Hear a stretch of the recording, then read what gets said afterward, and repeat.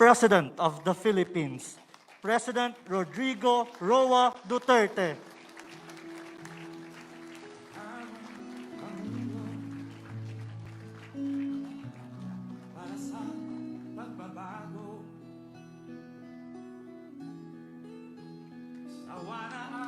Once again, President Rodrigo Roa Duterte.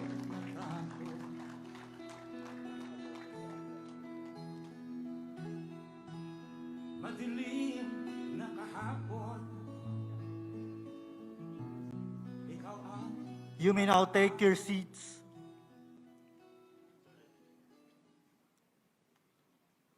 To begin our program, may we call on the Chair of the Regional Development Council in Region 8 and Concurrent Chair of the Regional Development Committee for the Visayas and Vice Chair of the and also the Vice Chair of the RTF-ELCAC Region 8, our Lady Governor Leopoldo Dominico Pitilla, for his welcome remarks.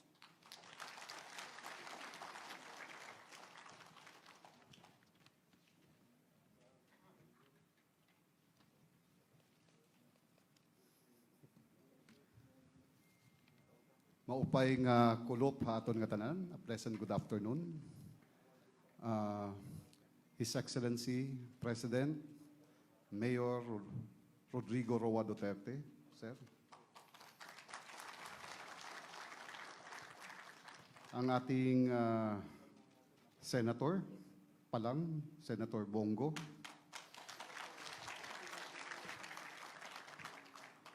His member of the cabinet, nandito, my fellow panyeros, mga governors, mga mayors, congressmen, and barangay captains, ang ating mga former rebels, nawawala yung boses ko, ang ating mga former rebels, guests and visitors, a pleasant good afternoon sa ating lahat. Welcome po in behalf of the people of Region 8, Sir President, welcome dito ngayon sa Tacloban City for this very important meeting ng ating ELCAC. No? Welcome to the land of the brave. No? Ang mga waray-waray daw, matatapang eh. Ang mga Tagalog, takot sa waray eh. Walang kinatatakutan ang waray. Pero alam ko, isa lang kinatatakutan. Yung mga misis.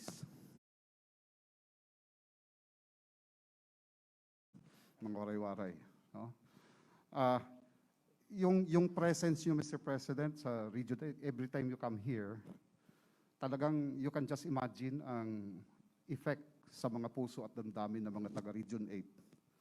Being for so long beset by poverty, kahirapan, tapos ang ating problema sa insurgency, nauhuli tayo sa ekonomiya, no? Pero siguro ang nagpapasigla kapag nandito kayo, Mr. President, kasi nabubuhayan talaga. Lalo na ngayon na nandito na yung ELCAC, nakita na natin na ang ELCAC is not a military solution. Definitely. It's a poverty reduction solution to fight insurgency. No? So parang yan ang hope na nakapagsimula na. Report ni General Dinyoso kanina, medyo pabor na sa atin, no? Ang sa Region 8. Very positive ang Philippine Army na by mid next year or even before matapos na ang insurgency sa Region 8 at tuloy-tuloy na tayong umunlad. No? Kaya it's always been an honor at saka looking forward lahat ng mga taga-Region 8 sa pagbibisita niyo dito, Mr. President.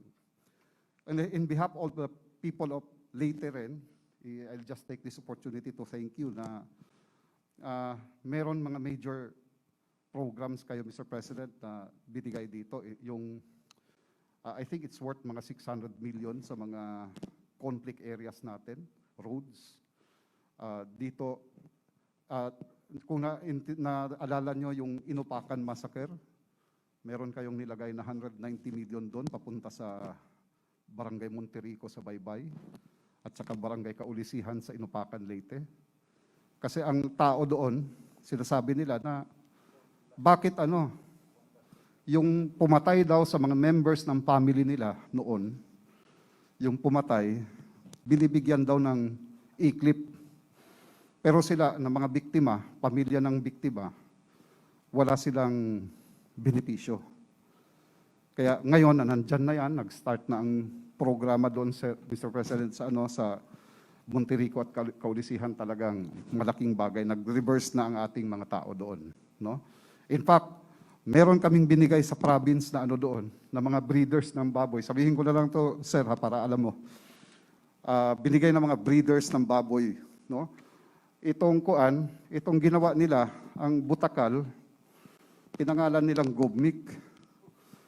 Sabi ko, ngayon, pero nagbigay din si pamana ng mga breeders at saka butakal. Sir, huwag ka magalit, pero pinangalan nilang Duterte. Ang butakal. Pero kasi hindi ko matanggihan, kasi malaking honor sa kanila na dumating ang tulong. Kaya siguro, in a way, parang para sa kanila, that's the way to thank us, to thank Mr. President. So, meron tayong doon sa San Isidro, ang housing, nandyan na ang cheque. Ang housing, tapos yung may road pa doon na 235 million para gawan ng road papunta sa Anislagan, which is a site of the camp, NPA camp noon, Anislagan, sa Kalubian, going to Kalubian. And then, meron din dito sa Burawin, sa Barangay Cagbana. Barangay Cagbana was also the site of an NPA camp. So dito sa Leyte, lahat ng mga may kampo yung NPA, halos maubos na, malagyan ng mga kalsada, simentado na kalsada, at saka mga tulay. So yan, trend, we're hoping na ang trend maipush pa natin doon sa ating mga neighboring provinces, especially doon sa Samar. Kaya mataas ang hope. Kaya kinagagalak ko, Mr. President, in behalf of all the people of Region 8, welcome at maraming salamat sa inyo. Thank you po. Thank you, Governor Pitilla. Moving forward, may we call on the National Security Advisor and Vice Chair of the National Task Force to End Local Communist Armed Conflict, Secretary Hermogenes Esperon Jr., to deliver his message.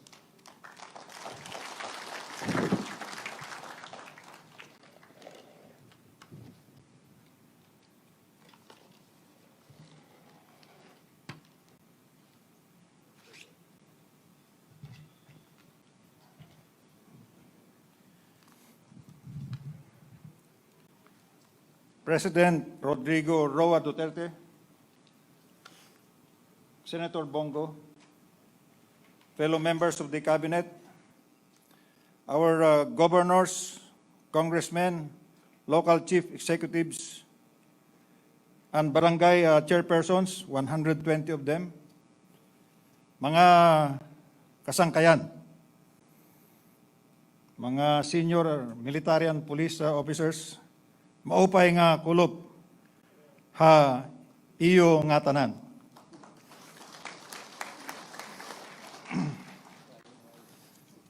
Hirap ah.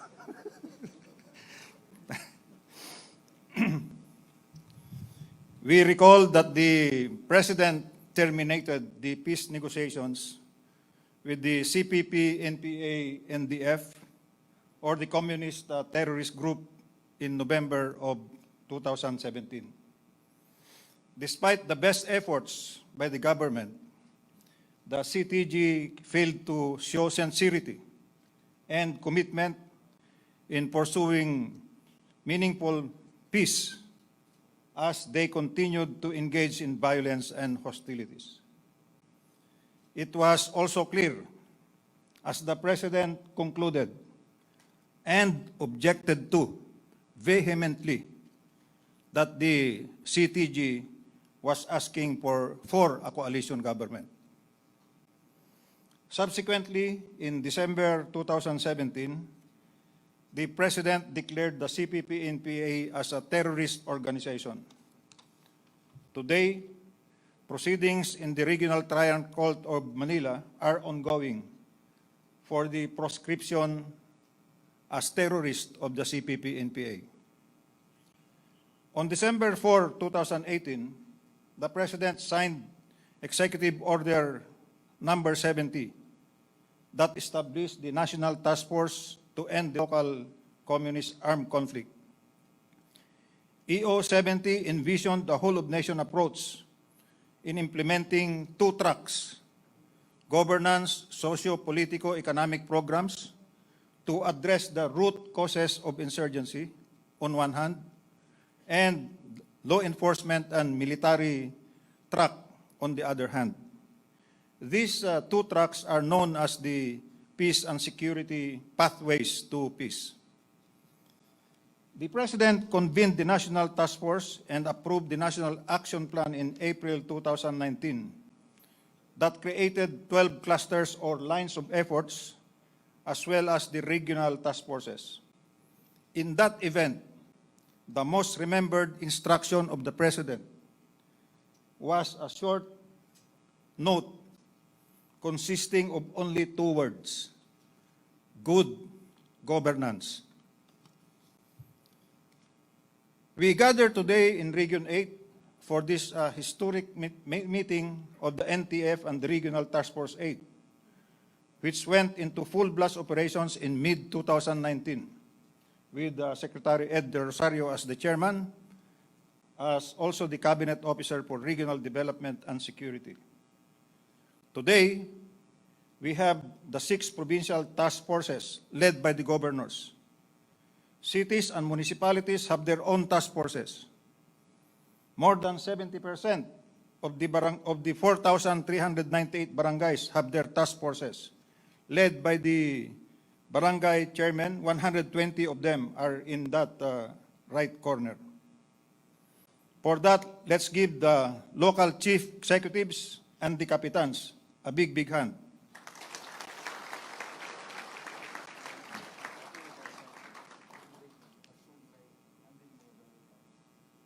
Nakikinig din po pala yung ating mga kasamang mga barangay kapitan sa lahat ng munisipyo ngayon, sa buong region. Today, we have an outstanding demonstration of the whole-of-nation approach with 12 clusters supporting the local task forces with participation from private sector representatives. With this great RTF-8 team, so much has been accomplished in priority target barangays as well as in Region 8 in general. An audio-visual presentation will follow after my short remarks to show the contributions of departments and agencies. We will see clusters trying to outdo each other, and yet closely coordinating with each other.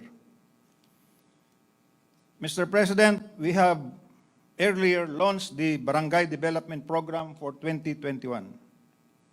We are covering only 6 barangays in Northern Samar at 20 million each.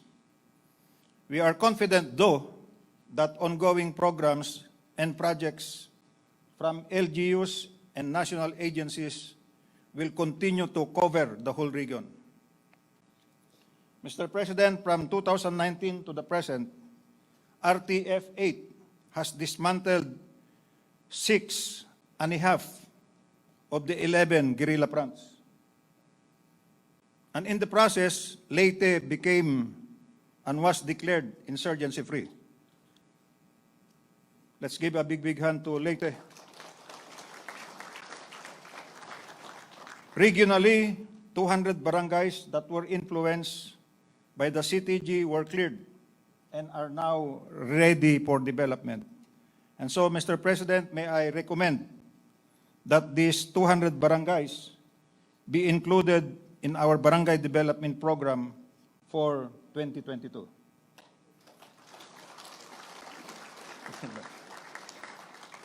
May I further recommend, wag na. Mr. President, thank you very much for spearheading the National Task Force to End the Local Communist Armed Conflict. Thank you for your leadership and commandership. Mabuhay ang Region 8!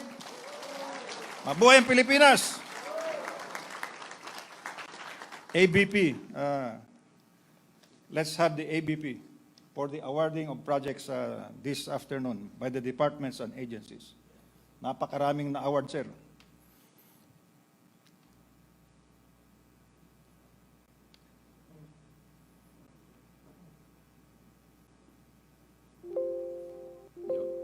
Meron ba? Wala.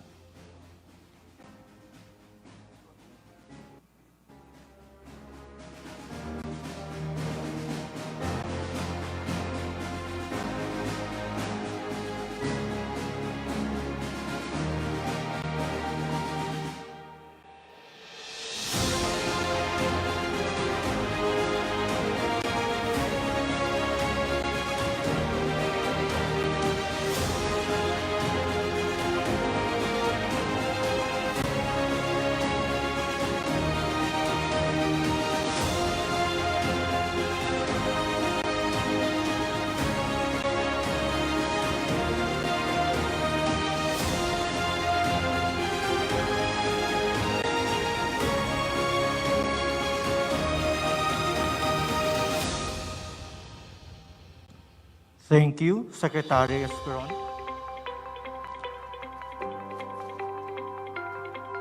Sa abot ng aking kakayahan, ang mga tungkulin ng aking katungkulan, nang walang anumang pasubali o hangaring umiwas. Nang walang anumang pasubali o hangaring umiwas.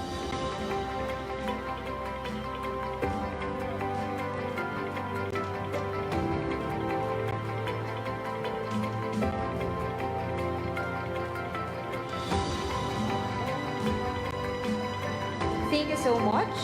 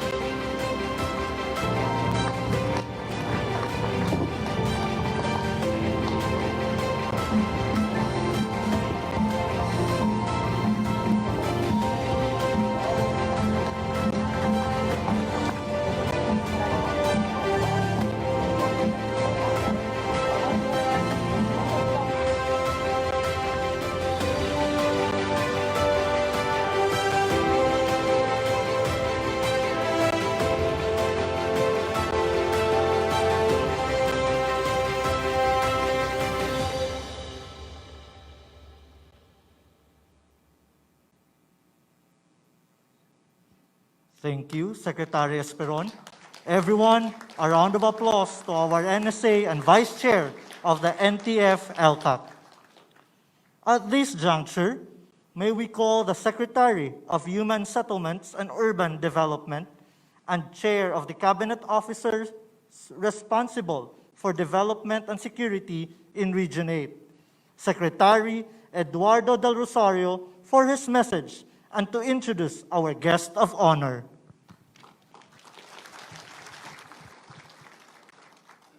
Mr. President, Senator Bongo, Cabinet Secretaries, Governors, Congressmen, Mayors, Barangay Captains, former rebels who are joining us this afternoon, members of the RTF-8, ladies and gentlemen, good afternoon. Most cabinet secretaries designated as cabinet officers for regional development and security are residents of their respective regions. But on my part, I think it was due to my numerous stints in Region 8 while I was still in the active military service. I served here as Brigade Commander of the 8th Brigade in 2008, eventually Assistant Division Commander in 2009, but even before that, I was the battery commander of the 8th Field Artillery Battalion in 1990, and even prior to that, I had my Scout Ranger test mission here in 1980, about 41 years ago, as a second lieutenant, and I led a section of Scout Rangers, conducted continuous combat operations from Lorente, Eastern Samar, to Santa Rita, Western Samar.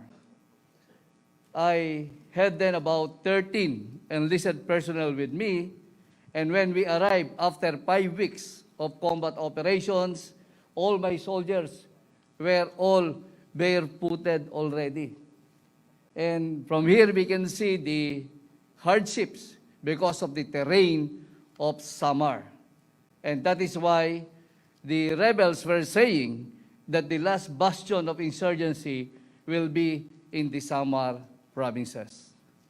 But during the briefing of Major General Pio Diñoso, he said, this will be the first one, the first region that will be cleared of CPP, NPA, NDF influence.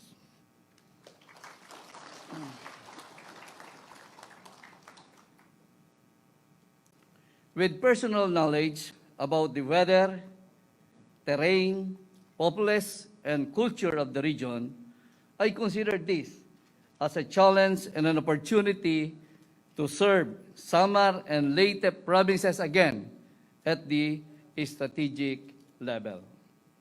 And in talking about insurgency, in his red book, Mao Zedong said, the greatest source of power to wage war lies on the masses of people.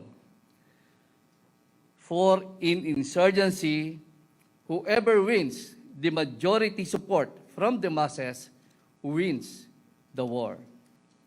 Hence, the challenge really, Mr. President, is how do we get the support of the masses in order to win our war against the insurgents? The answer are the very objectives of the NTF-ELCAC in two general areas: the barangay development initiatives and the conduct of sustained security operations against the remaining CPP-NDF organizations and personalities. These two-pronged objectives are the most potent approaches that we must do in order to be successful in eradicating insurgency, not only in Region 8, but in the whole country.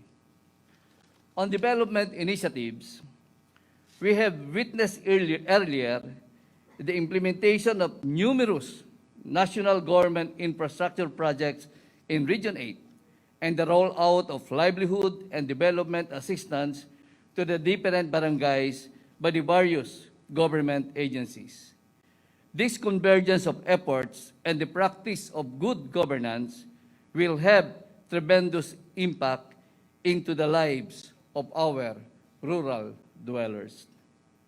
On security operations, we focus on the application of military and police power to achieve our political objectives of neutralizing the armed and unarmed components of the CPP, NPA, NDF in the region.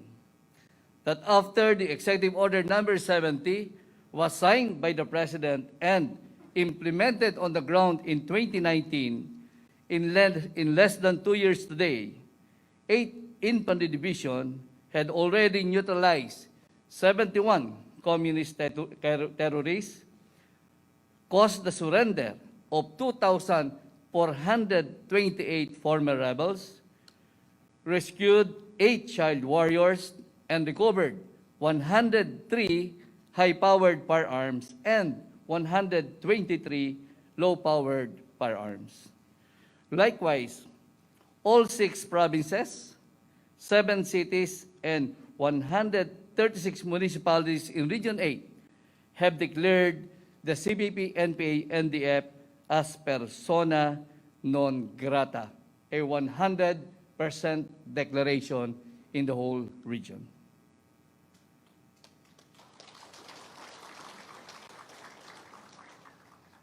with united and sustained support from both the national and local leadership and the convergence of efforts by all stakeholders, we are confident that RTF-8-ELCAC will soon be able to neutralize the CPP-NPA-NDF in the whole region.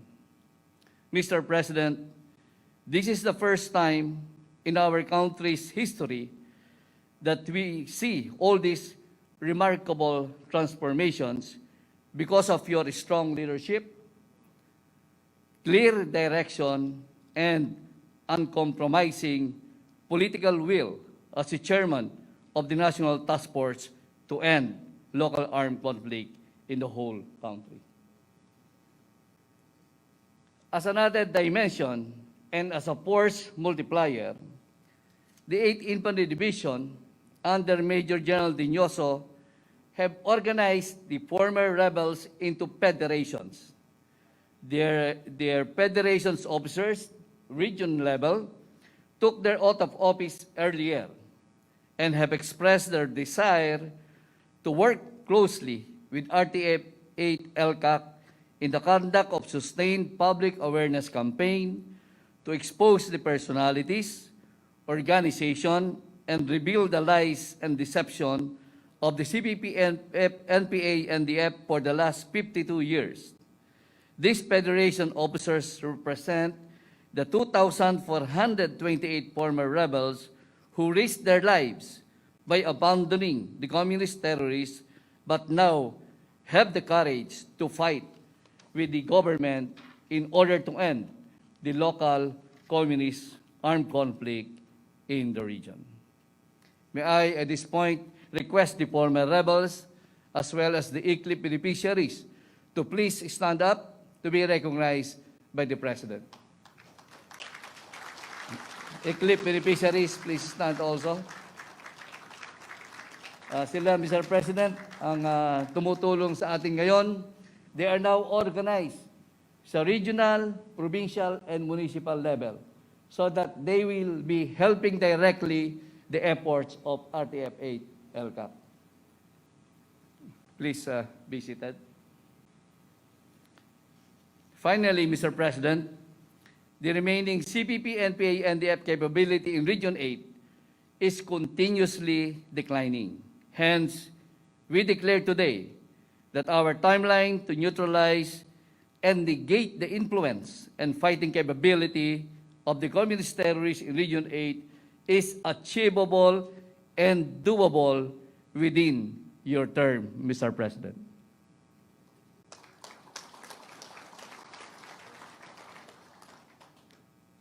At this point, we would like to present the RTF-8's accomplishments through a 7-minute audiovisual presentation.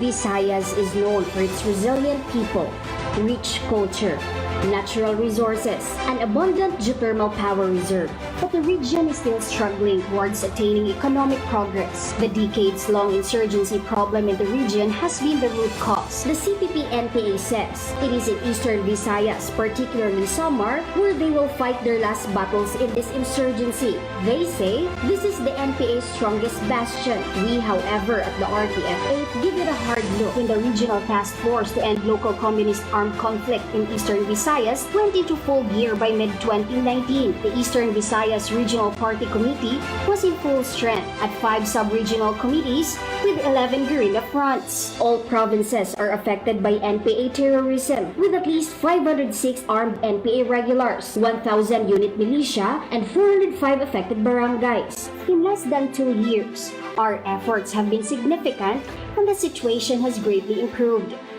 Utilizing the RCSP or Retold Community Support Program, the Front Committee South Samar 2 in Samar was dismantled through the organized AFP-PNP Task Force Sabama, and Front Committee Southeast in Eastern Samar is about to fall through Task Force Sinirangan. Meanwhile, another joint task force will be organized to dismantle the Front Committee 2 in Northern Samar. With 6 guerrilla fronts already dismantled, the Eastern Visayas Regional Party Committee is reduced to only 5 guerrilla fronts.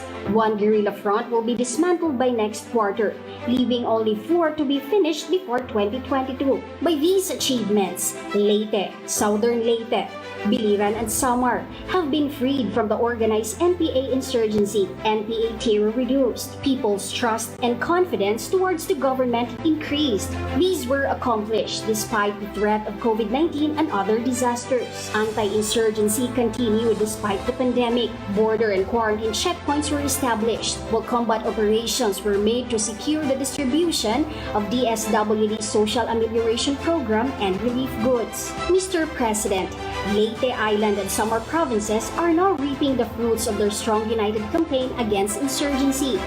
Cleared communities have become conflict resilient and now self-reliant from livelihood projects provided by the government, and more national government agency development projects were delivered. Former rebels now live peaceful and normal lives. In the government's intensified campaign against communist NPA terrorists, 149 NPA terrorists were neutralized, 24 killed, 33 captured, and 198 enemy firearms seized. We were also able to neutralize 26 high-ranking NPA personalities, discover or overrun 93 NPA camps, and facilitate the surrender of 92 NPA regulars, 613 party group members, and 301 mass supporters.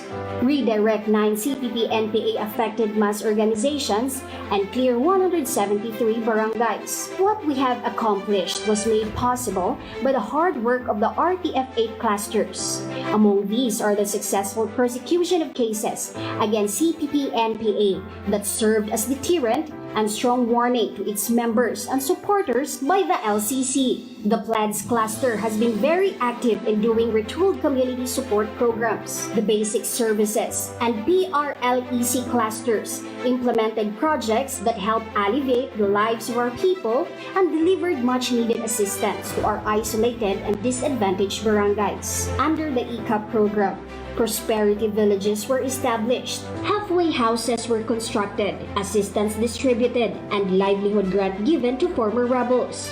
SUCBEM simultaneously engaged multi-sectoral groups to strengthen the implementation of ELCAC programs. IRM finished the construction of numerous PAMANA projects, completed roads, bridges, road openings and flood controls, and installed electricity to households in focused areas. The LPE conducted purposive mobilization of localized peace engagements with stakeholders. All of our efforts were importantly made known to the entire region by STRATCOM using its many innovations in messaging. Mr. President, these accomplishments could not be possible without the full commitment of the local chief executives in allocating a bigger share of their resources and time, which is one of the vital factors in ensuring success and accomplishment of our goals. The national government agencies in the region have quickly inculcated their roles and easily developed close teamwork that was noticed by our stakeholders. That is why they too want to give their share in the whole nation approach to end insurgency. Land-state actors are partnering with us because they see hope and want to belong. Looking back, our beloved President, we finally have a working and effective formula to ELCAC, to which the CPP-NPA cannot fight. What is more important, is that the people believe that EO70 is the ultimate solution to this insurgency. Our local chief executives also believed and are leading the way. Vital also is that the projects of our regional agencies have become more focused and made a positive impact on the people. At the same time, the passage of the anti-terrorism law is a boost to ELCAC. While the COVID-19 pandemic was an added challenge, we used it to our advantage. Mr. President, your visit to Eastern Visayas is a shot in the arm of the campaign, and the entire region would like to thank you. What we need now are more development projects for the region, roads, and the inclusion of all ELCAC barangays in the barangay development programs for 2022. Now that we are in the final lap of our campaign, the RTF-8 will go all out to dismantle the 4 remaining fronts. We have a very good chance and very optimistic of ending NPA terrorism in Eastern Visayas before the year ends or early 2022 and be a living testimony of EO70 success. The CPP-NPA said, summer is where the last battles of this insurgency will be fought. We say, here is where the beginning of their end happens. Yan po ang accomplishments ng RTF-8, mahal na Pangulo. Madamo nga salamat ug maupay na kulop ha iyo nga tanan.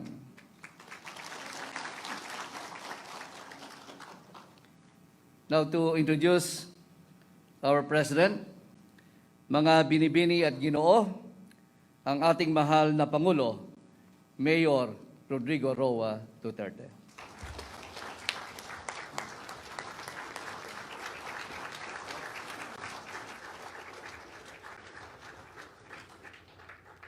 Kindly sit down.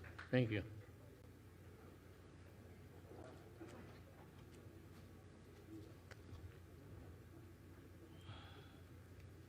I have traveled almost half a day para makipagkita sa inyo. And there's so many hours of flying, I only have 3 pages for you. It is not enough because there is more. There is more than in this matter of insurgency that meets the eye. Let me just go to the acknowledgements. Housing and Urban Development Secretary Eduardo Del Rosario. Director General of the National Security Council, Hermogenes Esperon Jr. Labor and Employment Secretary, Senator Bellio. One. Secretary de Social Welfare and Development Secretary, Rolando Bautista. Agrarian Reform Secretary, Jan Castriciones. Energy Secretary Alfonso Duque, Testa Director General Isidro La Peña, mabuti nandito. Chief Presidential Legal Counsel or Advisor, Salvador Panelo. Senator Bongo,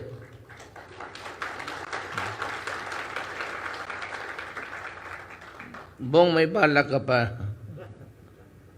ng ibang trabaho?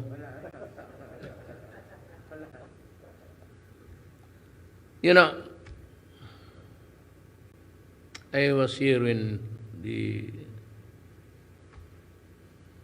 yung Ondoy, and I saw the devastation. But really, I admire you, mga taga rito. In less than about 3 years, it's almost a phenomenon. We were able to rebuild the city. Yolanda. Yung pera pala, Yolanda, nawala. Able to rehabilitate everything, and now we are back almost more than normal.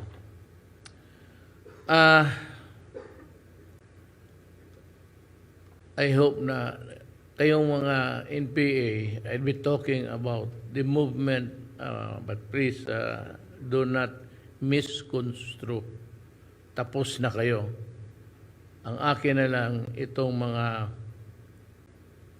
nandyan pa sa bukid. But really, I cannot fathom the brain of season. However you prick it, wala na eh. So, I know, dementia or something. He keeps on transferring from one topic to another. That finally, I thought that peace through negotiation sa kanilang mga liderato, hindi pwede. So, nag-give up na ako. I tried everything. Yung mga leader ninyo, pinalaya ko as a show of good faith. The Tiamson's spouses, lahat sila. When we started to talk peace, I released all big leaders of the Communist Party of the Philippines to show good faith. Now they are wanted. I do not know where the Thompson spouses are, but the last time we had a serious talk in a restaurant, we had dinner and we were talking about peace and everything was going all right until the time when Season and I went down to the brass box. And hindi ko maintindihan. You know, alam mo kasi, wala nang ideolohiya ng komunista. It is a discredited theory.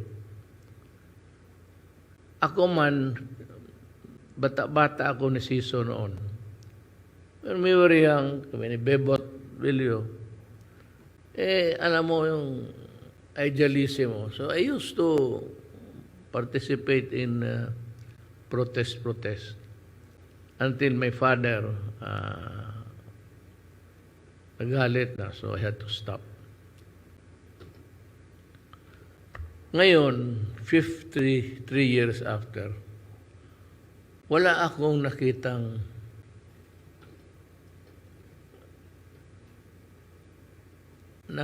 na-achieve ng komunista. Wala akong nakitang progress sa kalihukan. Rather, it has become a group of bandits solely. Wala nang pag-usapan ng politikanhong paghuna-hunang. You know, ang kawawa dito, hindi man yung taga-urban. They're doing well. And for those na bumalik na, okay na ang buhay nila. Ang hindi ko malaman kung bakit nandyan pa yan sa taas sila. As we have explained time and again, for the nth time, I said, the communist ideology is dead. Tapos, ang komunista, the remaining bastion of communism, ang China, pati ang Russia, abandoned the ideology and are now the #1 capitalist in the world. At bakit pa may naiwan dito 53 years hence, noong nakikinig kami kay Season, wala man akong nakitang progress. Akala namin revolution, hindi naman kaya. Wala namang nangyari sa buhay sa Pilipino kung hindi patayan. Ang problema niyan, the first victims sa kalihukan is not really the people here residing in Tacloban. But you go into the mountains, you hide there, and fight a sporadic, intermittent battle against government forces. Wala akong nakita. They never had any barangay to hold even for half a day. And yet, ngayon, at this very late day, wala na may nakita nato nganong naapa mo diha. Ang unang nabiktima ninyo, Pilipino, kanang naa sa kabukiran mga pobre na ibawang anak. Dili man mo ka pangayo, well, of course, taxation. Ang hindi kasi ninyo alam, lahat sa Pilipinas, mga mall, hingian ng mga liderato, tinatawagan. And they are earning billions. Tapos, nandito itong mga kadre, gutom, walang nangyayari sa buhay, sumabog ang pamilya.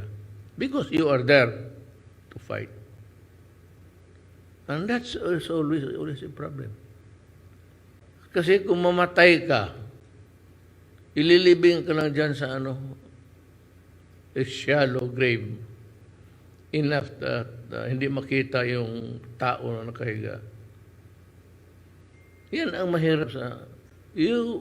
the communist has not achieved anything at all.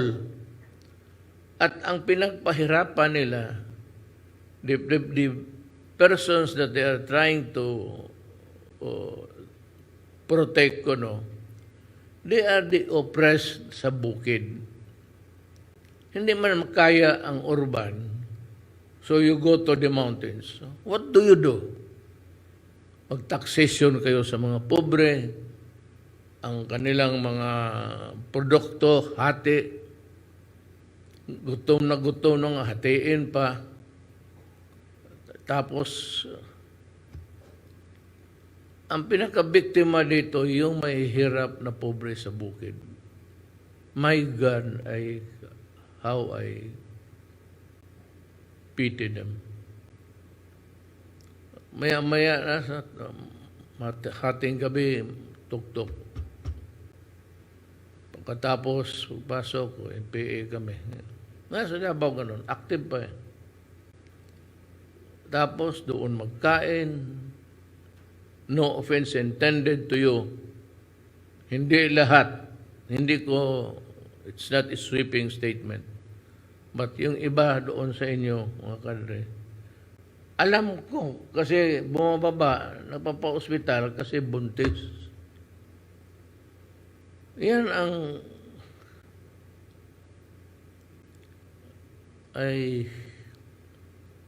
I'll go crazy if you really want ano ko. Mahirap ang tinatamaan. Ito namang mga liderato. Do you know na mga anak nila Sarate, yung mga abogado kuno sa NPA, lahat ng mga anak nila nasa Europe nag-aaral. Tapos yung kadre dyan nagpapakamatay. Wala lang mang future, wala lahat. Ang mga anak iniwan, hindi na nga mapag-aral, wala na lahat. Sumabog. Sumama ito sa mga tao, nakikinig kayo. Sabihin niyo, bakit sila? Kalaking bahay nila sa mansion, ikaw, bakit ka dito?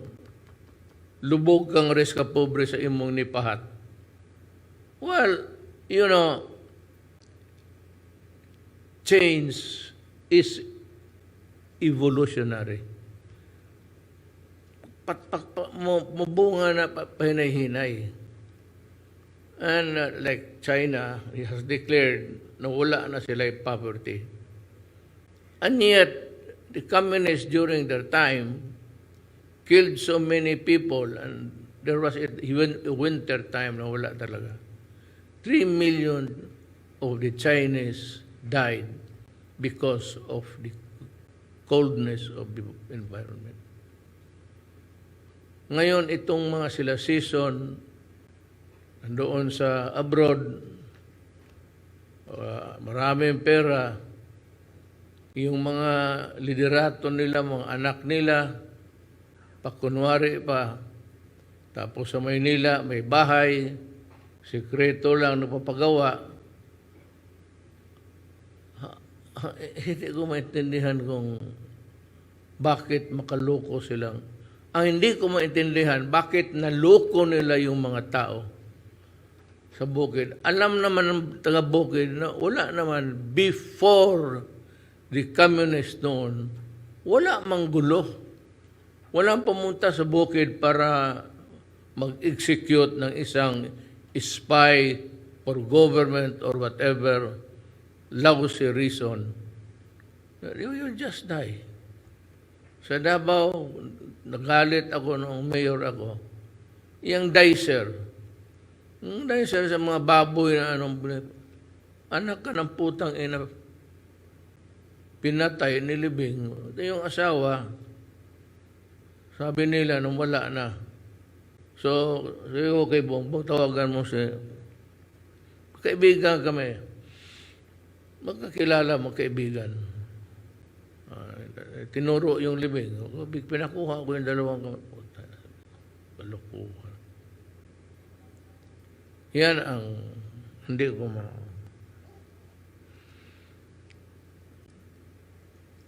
Ayawan ko kung kaya ninyong pumasok sa isip ninyo yan. Hindi naman talaga ninyo kaya ang gobyerno. Not in a million years of fighting. Yet you persist fighting government na alam ninyo one way or another at maybe a time there matamaan ka, mamatay ka lang without seeing your family. Ang problema, mga anak pa yun. Pagpunta ninyo sa bukid, huwag kayong mga anak. Kaya kung magpunta ka sa bukid, maiwanan mo yung 2-3 asawa mo, anong gawain ng asawa? Paano yung mga anak? Kung hindi mo ilabas yan sa barangay, hindi talaga, ignorante yan for all time. Kaya ang ulbuton yun mo na sa barangay, pa-eskwelahon mo sa urban area. And government is open. Ako, can I have the list, Secretary?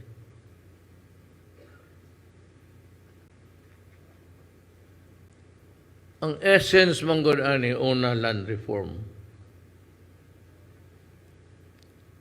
Now, for today,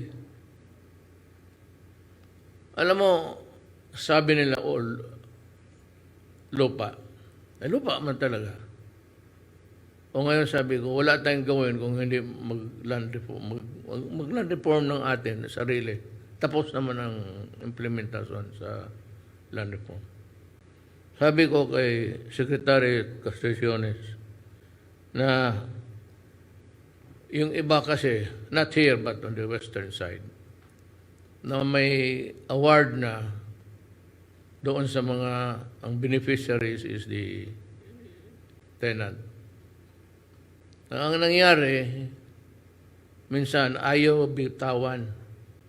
Magpakakuha ng kapgo, kung dalo na gagamitin to oppress the masses. Yan ang lupa. Kaya ako nagpunta doon minsan sa Negros Oriental. Kasi nag-away may barilan. Invariably, ang sinasabi nila gobyerno ang pumatay. Huwag kayong maniwala niyan. Kung ako ang nagpapatay, sabihin ko sa inyo, pinapatay ko yung putang inang yan kasi gago yan. Hindi ako magdadalawang isip. Patay, human rights, okay. Pasok ako sa kulungan, good.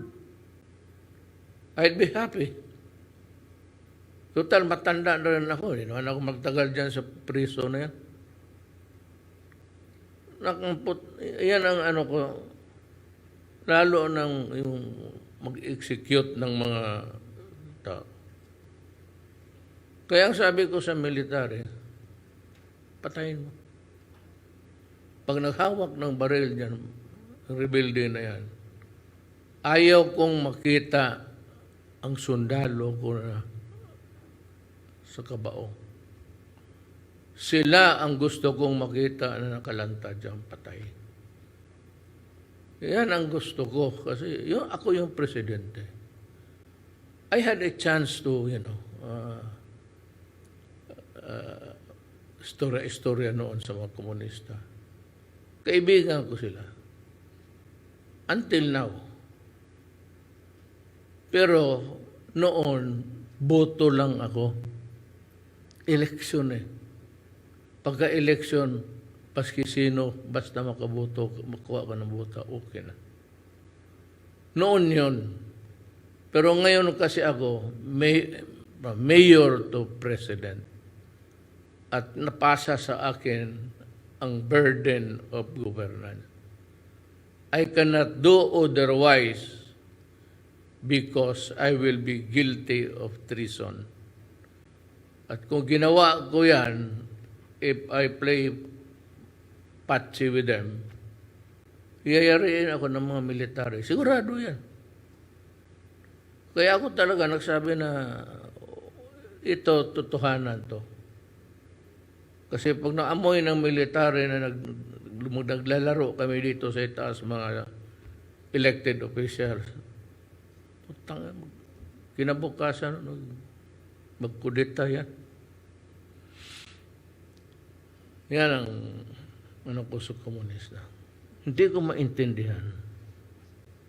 Sabi, lupa, ako ang administrador sa ating bayan.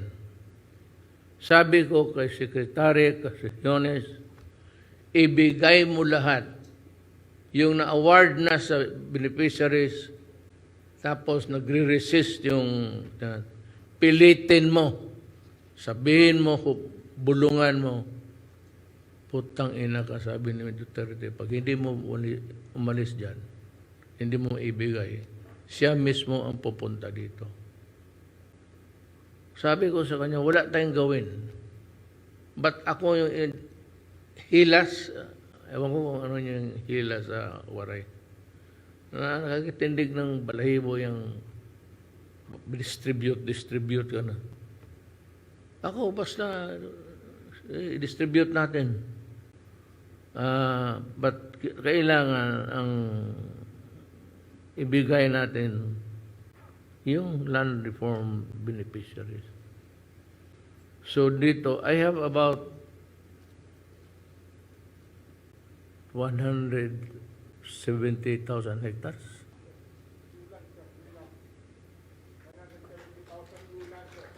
130,000.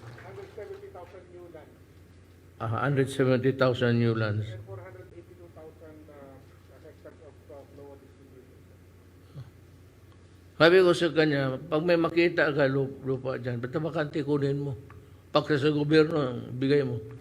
Lahat. Yung mga reservations dyan sa gobyerno, wala namang kwenta yan. May problema tayo. Let us solve the problem that we face today. We cannot speculate of what we do with the land in the future because that has yet to happen. So, today I will land distribution, 2,334 hectares. I-distribute ko. 1,700 CLOA, 1,500 plus agrarian reform beneficiaries. Yung sinabi ko, pilitin mo. If it's a private property, alam mo, I'm sorry, matamaan kayo. Total, kami man. Meron kaming lupa for 40 hectares. Hindi dito na somewhere else. Nung nagkagulo na, sabi ko sa nanay ko, namatay naman tatay ko, bigay mo na lang yan. Wala mang interesado rin sa mga anak mo. Nandoon sa Amerika, ano pang ibigay mo? Kaya ngayon pati sa gobyerno, pag may matarget si Casillones, kunin mo lahat. Kaya lang, itong Boracay. Boracay was so dirty that I had to order the cabinet members. Si Mato, Anyo, pati si Berra, Puyat. Sabi ko, puntahan nyo, linisin ninyo. Nung sige na yung linis, sabi ko, yung mga tao, kasi hindi talaga nila ako kilala. Putang ina, hindi talaga ako kilala. Sabi nila, gagawin, ibigay ko yan kasi gawin yung resort. Yung sa likod ng Boracay. Sabi ko, sige lang, hayaan mo. Pagdating ng panahon, sinabi ko, gawin mo land reform yan para hindi makuha ng iba. So, likod ng Boracay, lahat yan, dineclare ko land reform area. Walang makinabang dyan ng mga mayaman. Gawain ng resort, well, look for something, someplace else, not this one. Yan ang, na kayo mga komunista, sino man makabigay sa iyo nito? Wala nga typewriter na. Basing Xerox machine, wala. Kargalag, Armalite, o importin. For what? For all time? Alam mo kasi ang una, pagsampa niya sa kalihukan, pag nakahawak ng baril, he is king. There's a phallic symbol bigan. Maging lalaki siya na tunay. From one of kayong may mahinhin, pag nakahawak ng baril yun. But yan lang ang gusto ninyo? Or you understand really the dynamics of what government is? Kami ang makabigay ng lupa sa inyo, legal. Maipasa na ninyo sa inyong mga anak.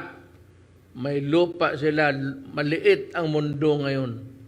Baski na lang may 2-3 hektarya ka. You should thank God that you have a piece of land under the sun. Ang mga walang, ito bigay na sa inyo.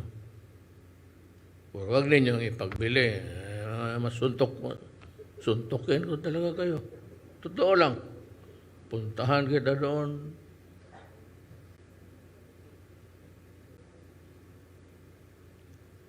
Yung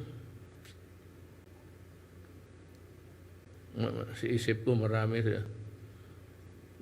Tingin kasi ako sa helicopter noong view ng Samar, ang ganda. Lahat ng plano ko gabi, sabi ko, nawala na. Pero ito lang, we will distribute lands. At kung may lupa ka na, alam mo ang mali sa mga iba, wag na lang ako I do not want to condemn anybody. Yung iba kasi nagbigay ng lupa. Kung bigyan ka ng lupa, kung wala kang itanim, so nandyan si Secretary Dar, Secretary of Agriculture. Kailangan bigyan mo ng similya, tapos bigyan mo ng abono ba yan? Fertilizer. Yan lang man ang inihingi to make the land productive. Ibigay namin. Na bahay, yung ayaw mag-uma, ayaw They do not want to till the land. Nandito si General Del Rosario, yung sa human settlement. Puro general ito, si Bong lang ang presidente.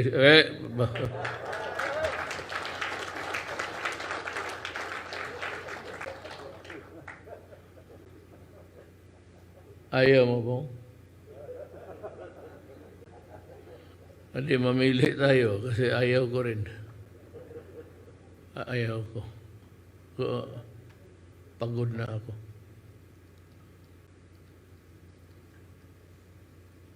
Ibigay natin ito ngayon at I will order the Secretary of Agriculture magbigay ng... Ngayon, yung walang bahay, gawaan kita ng bahay. Magpawa ko ng bahay dito, ilan yan sila nag-surrender?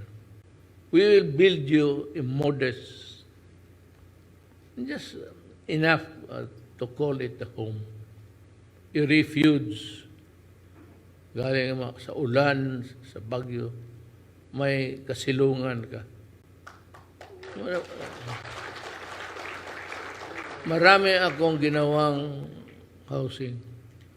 Kung kaya ninyo mulangyaw, if you want to transfer to another province, there are houses there also being constructed. In Davao,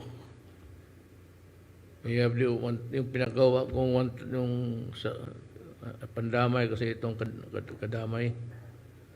Sa Maynila, yung pinagawa kong bahay ng mga sundalo, inagaw nila. Pag-report doon, sabi ko sa mga military, hayaan mo na. Mahirap yan. Gawaan ko na lang kayo ng bago. Ewan ko kung makaya ko pa maabotan. Pag wala,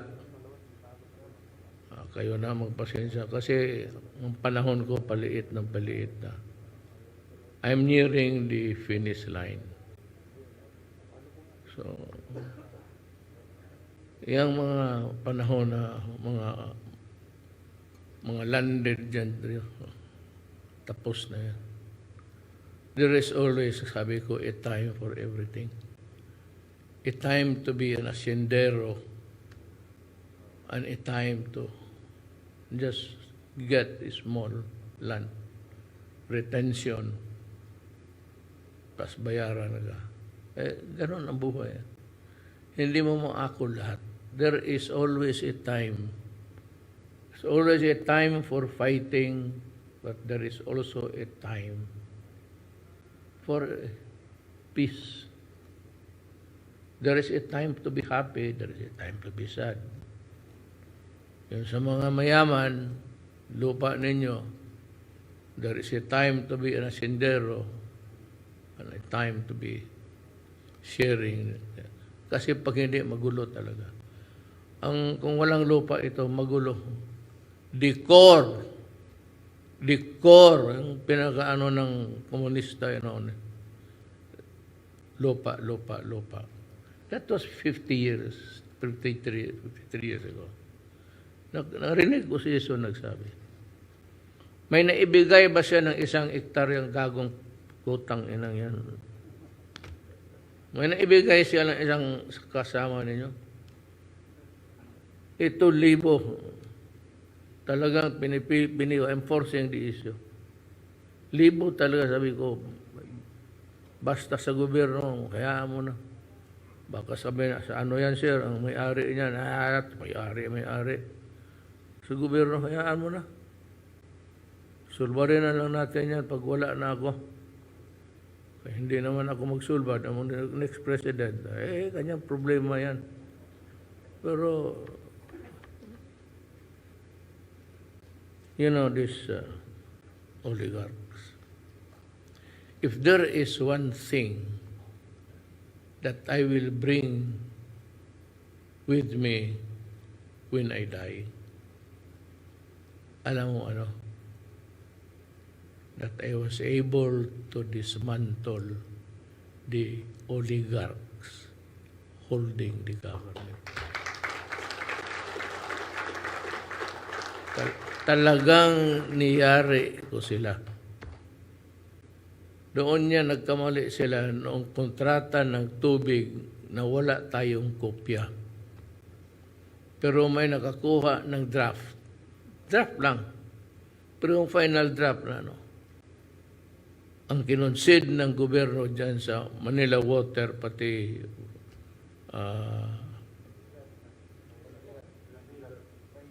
Maynilad,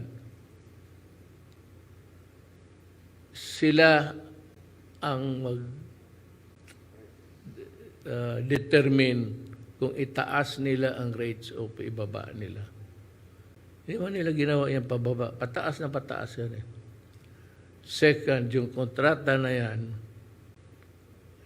kanilang income tax sa corporate tax, ang magbabayad ang tayo Pilipino. Tangina. Tapos kung malugi sila, totoo to, hindi mo nga maintindihan eh. I know that you take it with disbelief. Na kung malugi sila, bayaran natin sila. Anak ka na. Tapos, nandiyon sa billing nila, ito sa 1997, may billing doon sa Maynila, water treatment facility. Kumukulikta na sila. Until today, yung Harrison Plaza was chosen as the site of a water treatment facility. Ang putang ina niya hanggang ngayon, wala ni isang makina na generator.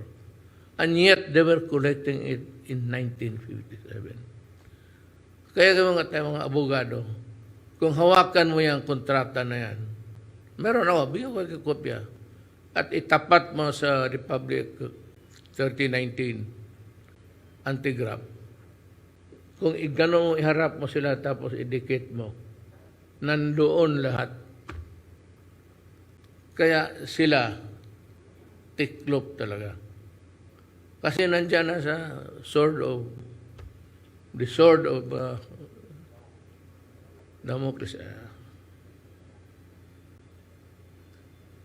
Forever na yan. Kaya kung may gago na same with ABS-CBN.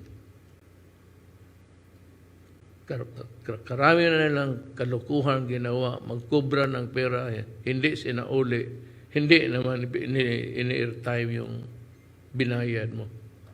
Mga akala niya, ano ba tingin ng putang sabi ko kay Bagabi Lopez? Anong klaseng putang inang tao ka? Kaya ngayon, nagsabi sila ibalik na hambang presidente ako. Bayaran nila muna ang utang. At saka yung mga si Pangilinan, pati si Ayala, bayaran nila yan. Alam mo yung water treatment was collected all throughout the year. So, trilyon na yan. If you force the issue, it would come up to a trillion. Since 1957, 97, ilan taon na kubra sila? Ilang household kinukubrahan nila?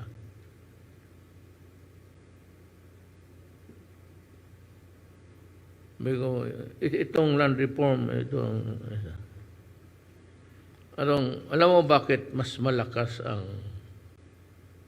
insurgency sa mga NPA sa Oriental, Negros, Occidental?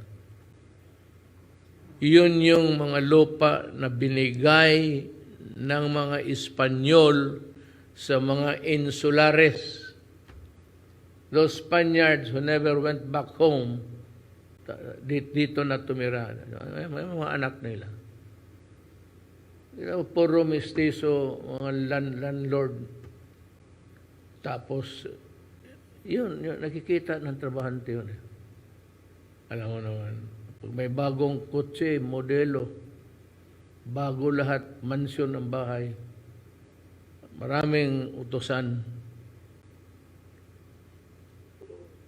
Ganon ang style. No, nakita yan ng mga tao doon. Yung mga anak nila nung maliit, nakita nila ang disparity sa gobyerno. Hindi naman kasalanan because it was given to them at that time. O okay lang. But to hang on it, hindi mo lupa yan eh. Lupa talaga ng Pilipino yan. Kaya pinagbibigyan kayo. Kaya kayo may tubuhan kayo. Kaya itong mga tenant, nakita nila, gastos kayo ng gasto. Diamante ninyo kung brilyante. Tapos sila gutom palagi. Kaya ngayon yung insurgency, ang nakakita niya, meaning to say, the communist fighters are strongest in Negros, yung dumaan ng feudal system. Yun talaga ang mahirap awayin. Kaya ngayon, sa panahon ko, wala. Yung reclamation, kasi nag-aaway sila kasi sa reclamation. Sabi ko, I will not allow to patayin mo ang Maynila. They will build a new city dito. Itong Manila will become wala na. At ang tapos, ang mayaman dito, ang mga korporasyon na ang mga stockholders, mga ibang tao, hindi Pilipino. So yan ang na ngayon, trabaho kayo, mga anak kayo, wala naman nandito si Bebot Bello, Secretary Bello, mag-senador ka rin.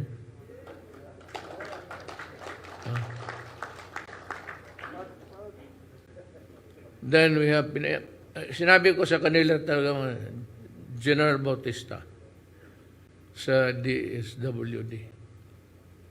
Siya yung mag-follow up. Pati si Sid nandito. Ayan. TESDA. Malaki ang nito. Malaki ang contribution nito. So you go to sa bahay de Rosario. General rin yan. Tapos sa DAR, yung Similia, pati Abuno, trabaho, DSWD, siya yung mag-follow up. Kung lahat ba nailagay, hindi na po, nailagay ba sa wastong pamaraan. Yun ang Casteriones would continue to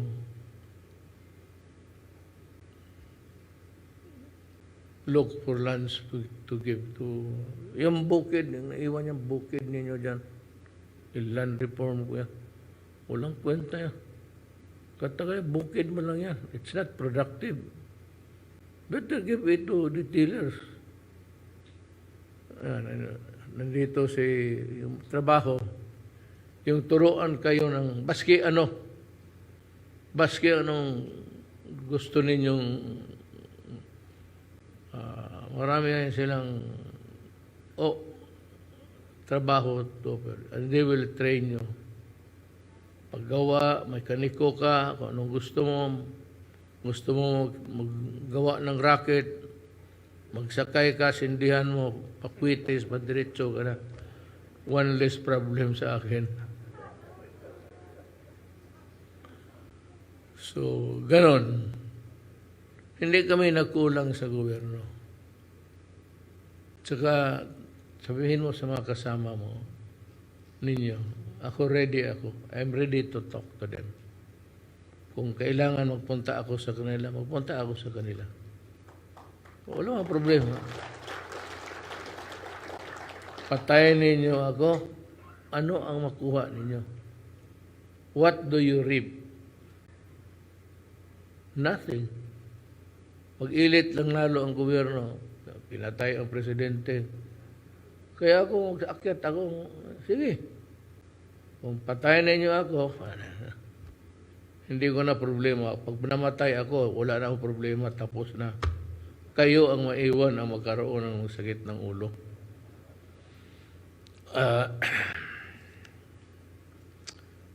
Ito yung speech ko, basahin ko na lang siguro.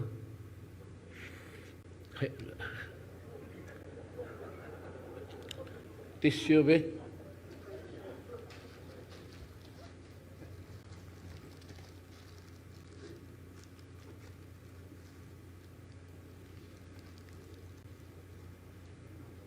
Napapaiyak ako.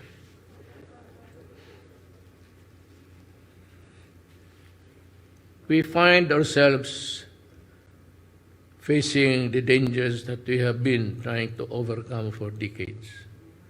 Today we take a giant leap towards ending the threat of communist insurgency in our country once and for all.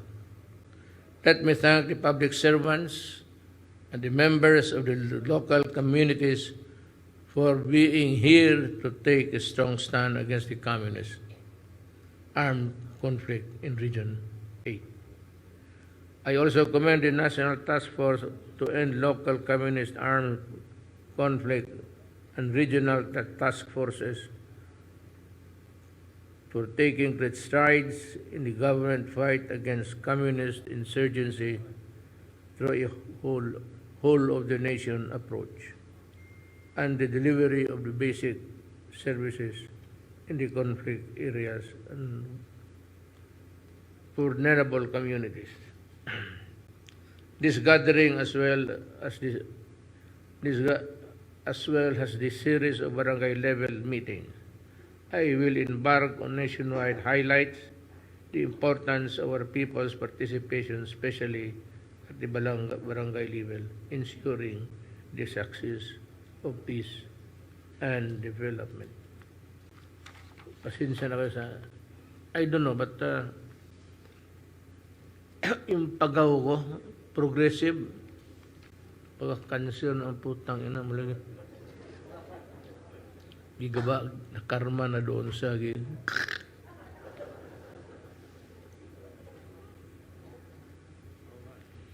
We implemented the Barangay Development Program not only to address local communist armed conflict, but also to improve the welfare of our citizens in their area, geographically isolated and disadvantaged. Samar,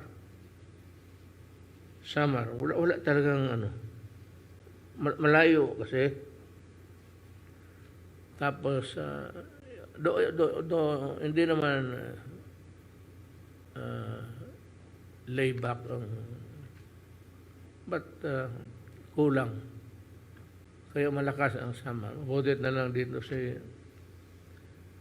si Gobernador Bardone.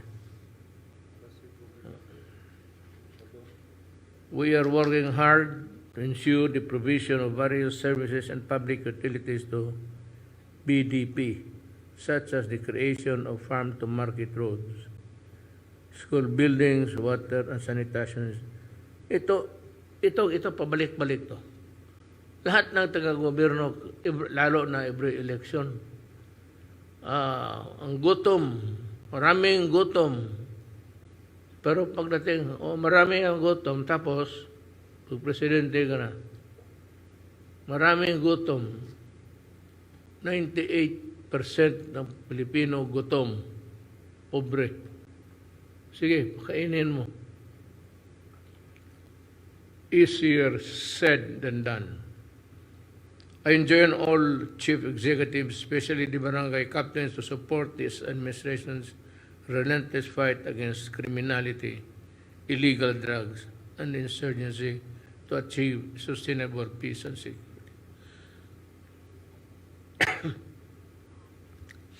Pitong droga, hindi ito matapos. Nung una, maraming dito, laboratories. Nung mayor ako sa Davao, Fiscal kasi ako. Sabi ko, I will build, nung na-mayor ako, a city that is safe for everybody. Gusto ko makita yung mga babae maglakad. And I told the police, ito yung standard. Kinig kayo ha. Palakarin mo yung anak mo na babae na maganda, pati yung asawa mo. Any day, paski sa gabi. If they come home unmolested, undisturbed, that's the standard. We will return the public streets and para hindi na takot yung mga tao. Ganon rin ang presidente ako. Do not destroy my country. And do not destroy our daughters and our sons. Pag napasok sa droga yan, patay na. If you have one in the family na sa droga, tatay or anak, you have a dysfunctional family. May problema na kayo. Magnakaw, nakakawin lahat niya sa bahay, pagbili dahil sa droga. Eventually, kung wala, dahil sa Manila noon, magsaksak dito, saksak doon. Sabi ko nga, yung ombudsman na prosecutor sa convenience store, sinaksak, patay pa yung bata. Buntis eh. So makita lang ninyo yung may document na kami sa mga pangyayari. Documentation. Yung pinuot, putulin ang ulo, patay ng tapos may babae umuwi minsan, malakas ang ulan, hindi marinig yung katok niya. Tapos maya-maya na lang yung mga trabahanting naghihigop. Pumunta doon, tinabihan yung babae, kinarga. Ang lakas ng ulan, wala nakinig. Di ba? Tapos kinabukasan doon, sinunog pa yung katawan. Ngayon, kung yan ang gawain mo, tapos ako ang presidente, anong gawin ko sa iyo? Mag-rape ka ng bata. Minsan sa Davao, sa Tagum City, yung bata na nag-istamba dyan, naglalaro, nabuta ng mga alas 6, hinila nilang bata malayo, doon sa Newgan. Ni-rape nila. Hindi man nila mapasok yung kanila. Ang ginawa ng mga putang ina, nagkuha ng blade.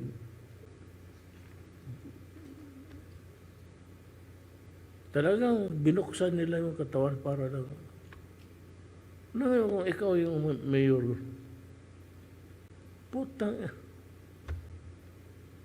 Kaya ako galit sa droga.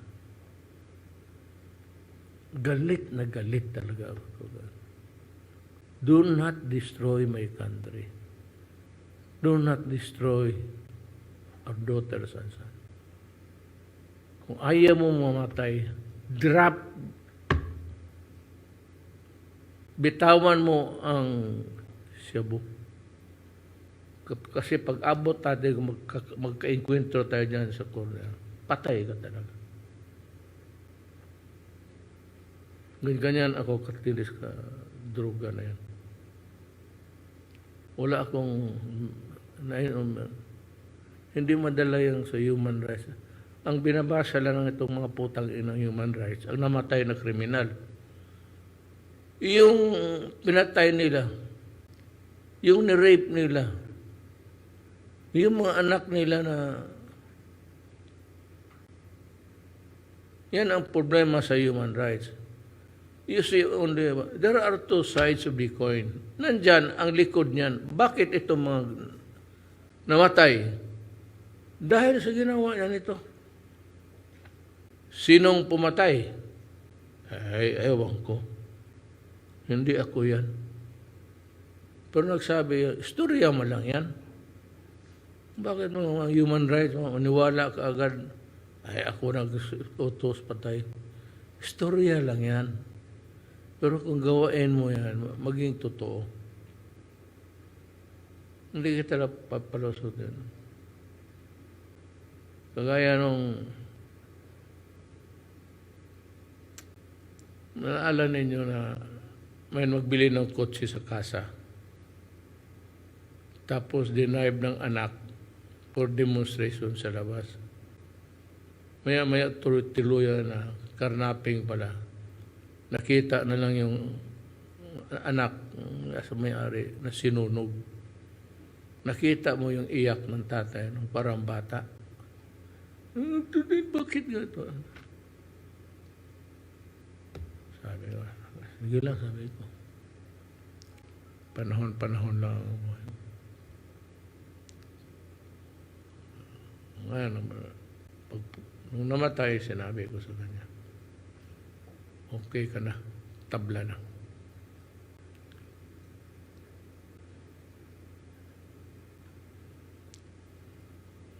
Si JB, ito may, si JB Sebastian ba yun? Yung isang lover ni Dilima. Ay, yung pinapasok niya yung kubol. Hindi maglabas ng 3 oras. Tapos ngayon, she is the only bitch na napaniwala niya ang mundo na she is a prisoner of conscience. Kaya binagyan pa ng mga award na itong mga loko-loko na Europeans. Kaya ako galit dyan sa Europeans. Hindi ako makipag-usap. Ayaw ko. Mga ulol kayo. Pati ako idemanda nila yung International Court of Justice nandoon sa Hague. It's in Europe. Ngayon, gusto nila ako magharap doon. Ano, gago. Magharap ako ng korte na judge Filipino. Hindi mo ako magharap doon sa mga animal na yun. Wala naman akong... Sabi ko, not in a million years. Si JB Sebastian, nag-COVID. Alam mo, ang COVID, diretso kagad sa crematory. No more. Oh. Patay na yun. Di-cremate ka agad. Kasi na-COVID nga daw. Ganun lang. Ganun lang ang buhay. Sige kayo. Bahala. Bahala. Anong dadating sa inyo. So yan po, that's the story of actually. The government will continue to use all resources to provide support to land reform beneficiaries, sustain peace and development in communist terrorist groups, cleared barangays, and to prevent any future influence of the enemies of the state. Alam mo, I'd like to address the military. The prevailing psychological dyan sa mga bukid is fear. Hindi sa atin, fear of the communist. Kaya sa mga barangay yan, tanggalin talaga natin yung takot. So yung talagang sa inyo, pagka sincero talaga ang hangarin ninyo, we will protect you. I would even give you a firearm. Walang problema yan. To protect you. But itong sa barangay, ang fight ng insurgency nandito sa mga barangay. Wala dito sa Itong mga leader nila, yan ang andito. Yan ang tumatanggap ng pera para ipadala doon season. Yan. So, the military should make the long effort to tanggalin ninyo yung fear sa mga barangays. Diyan, kawawa ng tao dyan eh. They live there for so many years in the shadow of fear. Kaya tanggalin mo muna yan. And the only way is to, ito ginagawa ninyo. But yung follow-up, I have something to say about you, but the way that you do it, but it's not a topic that is good for this venue. I know that this problem cannot be solved overnight. That is why I'm asking for the cooperation and solidarity of all sectors of society in ending this armed conflict once and for all. With your support and patriotism, I am confident that we will triumph over the challenges ahead of us. Be assured that the entire force of the Filipino people, through the hands of the government, is behind you as well to secure a genuine and lasting peace for our motherland. Maraming salamat po at mabuhay kayo lahat. Thank you, Mr. President. Hatagan naton hinmapaso nga palakpakan ang aton mahal na Pangulo. Wala pa. Binasa ko lang itong speech. Wala pa. Hindi, tapusin na natin.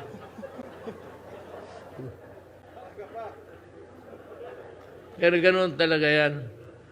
Alam mo, when I was baski sa high school kami, may mag-speech na matagal. Fiscal kami mag-seminar sa DAP, Development Academy of the Philippines. Wala kang magitang araw, kinulong kami ni Puno, Ricardo. Itong barangay Lupong Tagapayapa. Ngayon na si Barredo, kaya doon sa likod, putang inang Duterte na ito, kailangan ito matapos. Sana mag-collapse na ito para magka-uwi na tayo. Hindi, mag-uwi na tayo kung gusto ninyo. Salamat to. Again, thank you, Mr. President. Hatagan naton sa mapaso nga palakpakan na naton mahal nga Pangulo.